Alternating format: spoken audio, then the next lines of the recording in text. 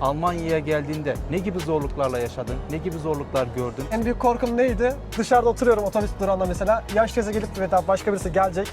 Bana bir soru soracak Almanca. Anlamayacağım. Orada "Ich weiß nicht Deutsch" diyeceğim. Bütün her şey bitecek. Benim için sıkıntı olan şey şu. 2 günde bir 16 euro otobüs parasına veriyorum. Tabii Mert'e mecbur mısınız? Yes. Herkesin aklında bulunduğunu biliyorum bu soru. Neymiş? Herkes bunu düşündüğünü de eminim. Şimdi şu soru geliyor sana Mert. Mert, neden bu kursu Almanya'da yaptığında Türkiye'de yapmadım? O güzelin cennet Türkiye'mde neden yapmadın? Almanya'ya gelmek isteyenlere ne gibi önerilerde bulunursun? Herkese merhabalar arkadaşlar. Kanalıma hoş geldiniz. Bugünkü konumuz yeğenim Mert Almanya'ya nasıl geldi? Onun hakkında bilgi vereceğiz.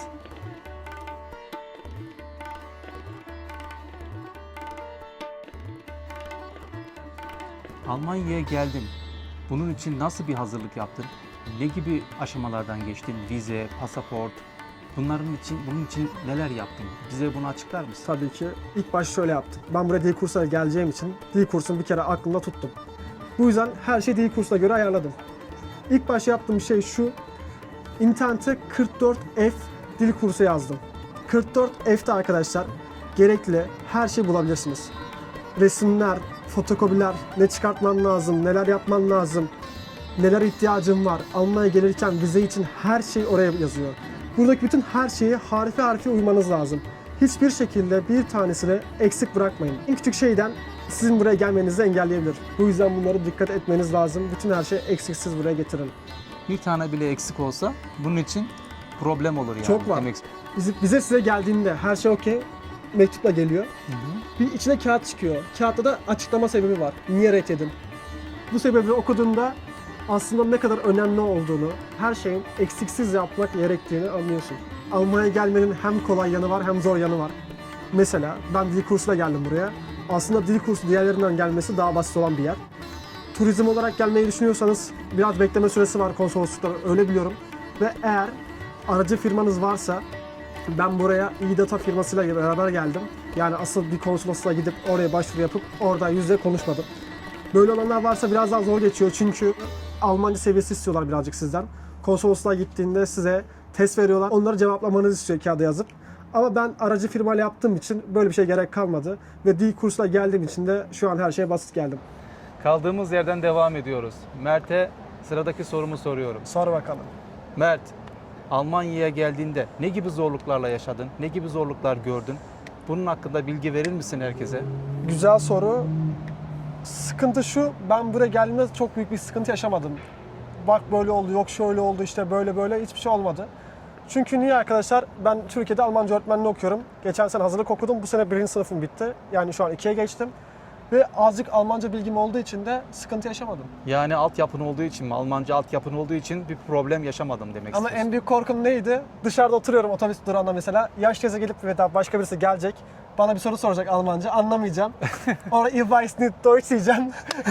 Bütün her şey bitecek. O yüzden de biraz korkum vardı bu konuda arkadaşlar. Yalan söylemeyeceğim. Ama bu herkesin başında olan bir şey. Yani sadece senin değil, Türkiye'den Almanya'ya geldiğim için mesela ben bile zorlandığım zamanlar oldu. İlk başta da bu problemleri yaşayabiliyorsunuz. Bu soruları kafanızda geçirebilirsiniz arkadaşlar. Bunlar hep normal bir şey yani. Herkes burada öyle yapabiliyor diye düşünmeyin zaten. Hep bir eksisi artısı illaki vardır. Kesinlikle vardır. Bunu sakın unutmayın arkadaşlar. Zorlandığınız şeyler olacak. Mert şu anda adaptasyon sorunu yaşamadı fazla ama bunun sebebi altyapısının olmasından kaynaklanıyor. Evet, sıradaki sorumuza geçelim. Ben buna bir şey daha ekleyebilir miyim? Buyur. Benim için sıkıntı olan şey şu, 2 günde bir 16 euro otobüs parasına veriyorum. Tabii Mert'e mecburiyetten yolu öğrettik ona, yol gidişatını. Ondan sonra yolu gidişatını bildikten sonra hani başladı yolları öğrenmeye, kendi başına yapmaya. Otobüs, U-Bahn, 2-3 tane araç değişiyorum, öyle her diyeyim şeyi arkadaşlar. öğrendi, yer falan öğrettik onlara. Aktarmalı Stuttgart'a gidiyor. Bu da bunun için biraz zor oluyor da alıştı ama artık. Zamanla alışıyorsun. Evet, sıkıntı şu, yolun uzun olması. Normal arabayla 15-20 dakikalık yeri ben otobüsle beraber ve U-Bahn'la beraber 1 saat 15 dakikada zorla varıyorum. Evet. Ve şansım o da. Evet. Yoksa 1,5 saatleri buluyor arkadaşlar. Kesinlikle doğru söylüyorsun. Bu biraz problem oluyor. Bu herkes için geçerli. Yani burada yaşayanlar için de problem oluyor arkadaşlar. Yani bunun hangi şehire giderseniz gidin, Türkiye'de de olsa Büyük şeyler için özellikle. metropol olsun, hani metropol şehirler olsun, hani büyük şehirlerde her zaman bu problemleri yaşarsınız. İstanbul gibi bir yerde de aynı problemleri yaşıyorsunuz. Burada da aynı problemler. Yaşam tarzları aynı. Arkadaşlar hemen diğer soruma geçiyorum. Yapıştır. Hazır mısınız? Yes. Herkesin aklında bulunduğunu biliyorum bu soru. Neymiş? Ve herkes bunu düşündüğünü de eminim. Şimdi şu soru geliyor sana Mert. Mert, neden bu kursu Almanya'da yaptığında Türkiye'de yapmadın? O güzelin cennet Türkiye'mde neden yapmadın? Herkes bunu soruyordur. Türkiye Madem Türkiye'yi çok seviyoruz, neden oradan yapmadın? Şimdi Türklerin çoğu bunu düşünüyordur, aklından geçiyordur. Gurbetçiler de öyle düşünüyordur eminim. Evet, vardır. Ama şöyle söyleyeyim, eğer buradaki beni izleyenlerden öğrenciler için daha çok söylüyorum. Yurt dışında eğitim almak istiyorlarsa sebebini biliyorlar. Çünkü Türkiye'de bir dil kursuna girdiğinde veya farklı bir şekilde staj yapmak istediğinde CV istiyorlar. İşte ne yaptın, ne ettin, nerelerde okudun, ne yaptın. Bunlar her şeyi istiyorlar. Bunun için de benim Almanya'ya gelip sertifika almam çok önemli. Ve ben Almanca öğretmenliği okuduğum için benim Almanya'da dil kursuna gidip eğitim almam ve o sertifikayı da CV'mde sunmam çok önemli. Bu yüzden Almanya'yı seçtim. Türkiye'de de dil kursuna gidebilirdim, doğru. Fakat orada hep Türkler olduğu için, ama bir şey değişmedi, burada da çok Türk var. Sırf CV için yani.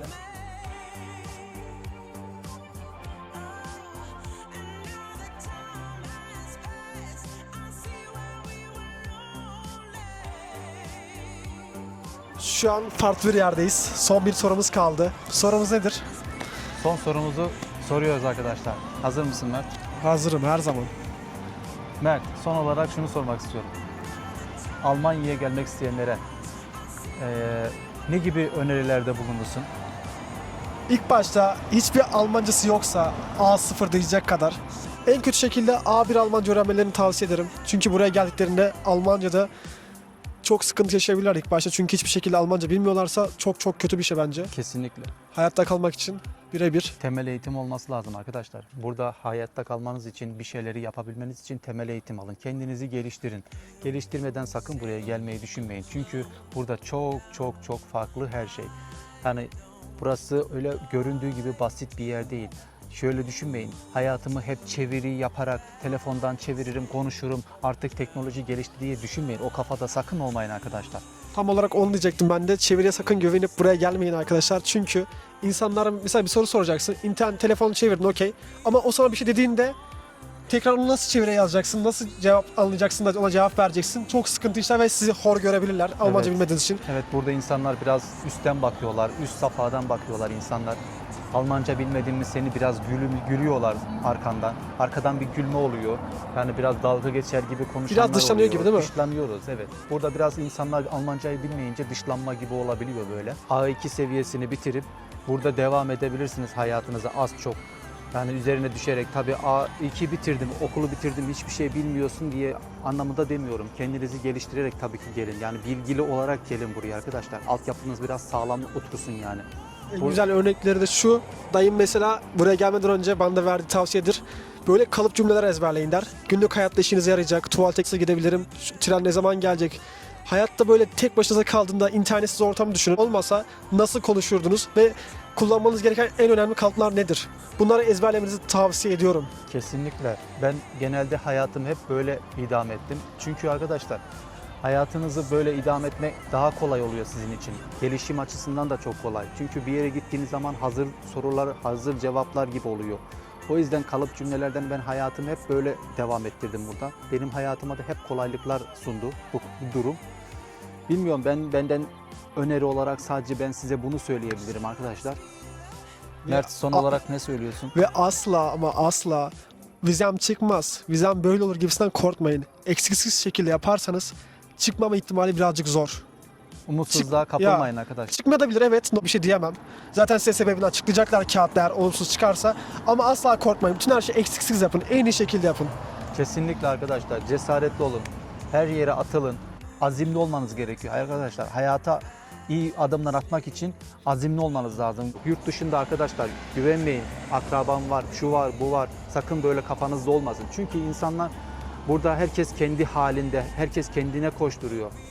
Burası Türkiye gibi değil. Kimse kimseye bakamıyor burada. Zamanı olmuyor. Sana bir iki bakar ama daha sonra sana bakamayabilir. Hayat zor burada arkadaşlar. Sakın böyle kafanızda olmasın. Kendi ayaklarınızın üzerinde basarak emin adımlarla yürümeye çalışın. Her zaman, her daim güçlü olun.